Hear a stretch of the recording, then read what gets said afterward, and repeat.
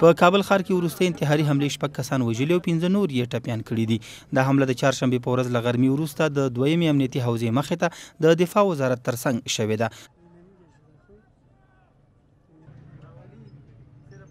د کابل امنیه قوماندان حسن شاه فروغ ازادي راډیو ته وویل دا پیښه هغه وخت رامنځته شوه چې یو پلي انتحاري د دولتي مامورینو د رخصتۍ په وخت کې پر ځان پورې تړلو چاودیدونکو موادو ته چاودنه ورکړه. خو د کورنیو چارو وزارت بیا د ارقام بل شان بیانوي.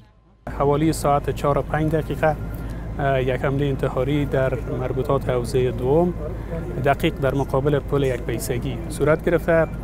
جزئیاتی که ما داریم از محل 5 نفر شهید است و 3 نفر مجروح. ښاغلی دانش په وژل شوي او ټپیانو کې د دولت د ملکي کارکوونکو موجودیت نه ردوي، خو وایي چې له څېړنو وروسته به په دې اړه له خلکو سره معلومات شریک کړي.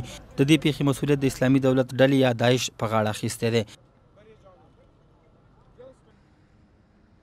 له دې یوه میاشت وړاندې په کابل کې د سردار محمد داود خان پر روغتون د داعش یو ډلهییز برید کې لسګونه کسانو ته مرګ ژوبله اوښتې ده.